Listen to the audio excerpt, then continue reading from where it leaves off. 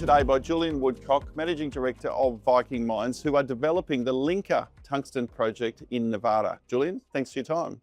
Hey David, it's great to be here as always. Since we last caught up, a lot has happened at Linka. Metallurgy, awesome, drilling permitted, and stockpiles being found. Talk to us about some of the highlights, particularly over the last few months.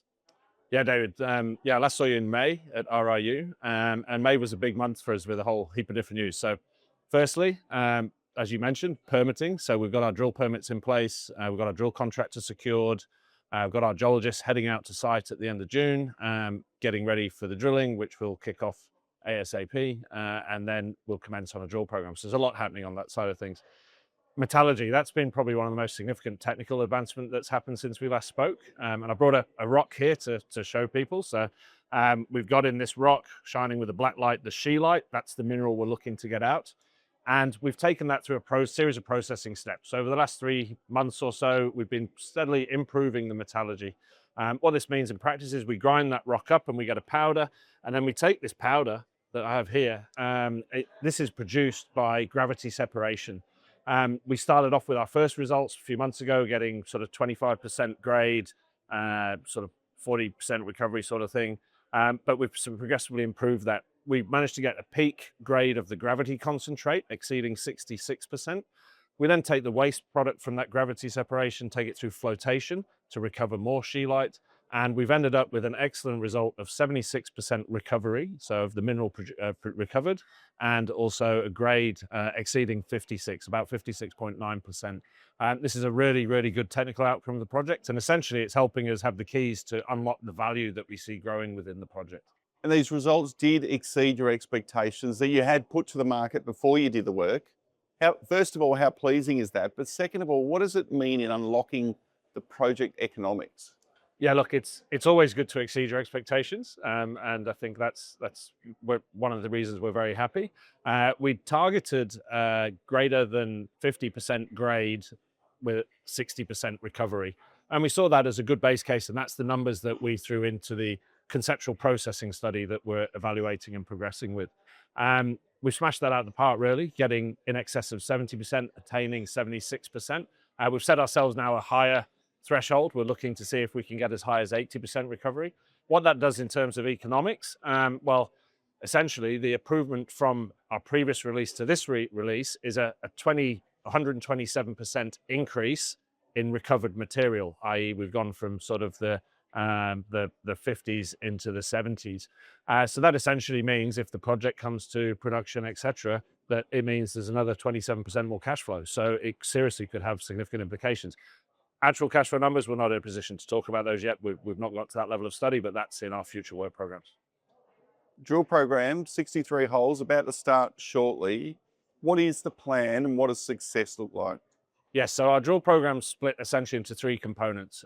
We've got the historical Linka mine, where we've got example intercepts of 9.8 meters at 0.5%, surface trench sampling 8.5 meters at 1%. So we're going to drill holes in and around that area, drill holes twinning historical holes to validate those previously announced numbers. And that's the core of the program. So probably about half the drilling will go in that area.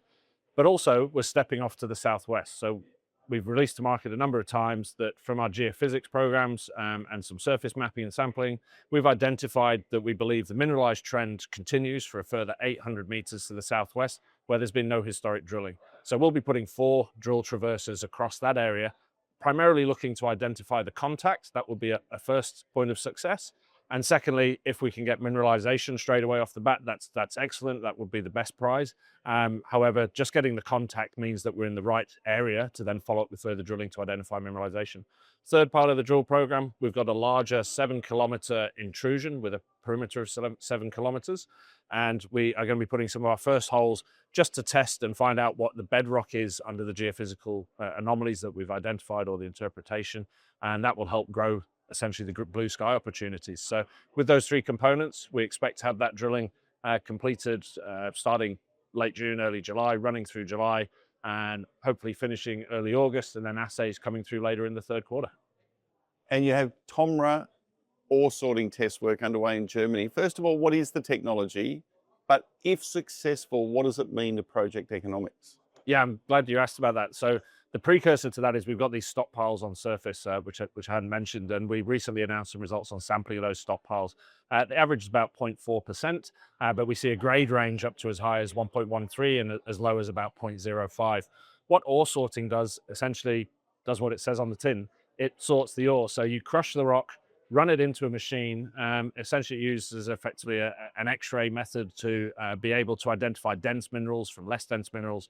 And then as it comes off the end of the belt, it uses airstreams to be able to move those into different sorting bins.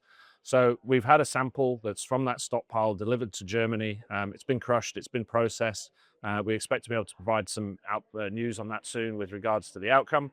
And then that sample has actually been shipped back to the metallurgical lab for assay. So the company doing the test work, they deliberately say, we're not going to assay your products because they're selling the equipment and they want to be completely clean about the process, but we should get some assays from that. And if it's successful, it'll give us a pathway to upgrade potentially both historical stockpiles and any future mining. It gives us really an opportunity to reduce the amount of waste material going through a future processing plant, which means you can increase your head grade and create more units of tungsten at the end.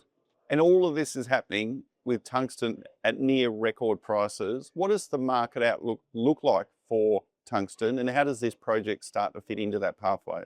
Yeah, I think the market outlook for tungsten is, my personal views is that we're going to see a decoupling of the price from the Chinese price to a Western or European price. That's because China have restricted exports. They currently control about 85% of the world's supply. The other end of the spectrum is the US are limiting supply chains feeding into the defense industry, which is going to be a large consumer of tungsten to replace munition stockpiles. And so they will now not allow from the start of 2027 Chinese sourced tungsten or Russian or Iranian or North Korean into that supply chain. So that I think bodes well for the price remaining high, certainly within the Western sphere. Where we're placed, well, we're in Nevada, we're in the US. We're only 150 kilometers from an APT refinery, which is a refinery that will take a scheelite concentrate and produce APT, which is the feedstock for downstream manufacturing. So yeah, I think we are the right place at the right time and in an environment where we expect to see sustained tungsten pricing well into the future. Exciting times ahead for Viking and its shareholders. Julian, thanks for your time. Very much. Thanks, David.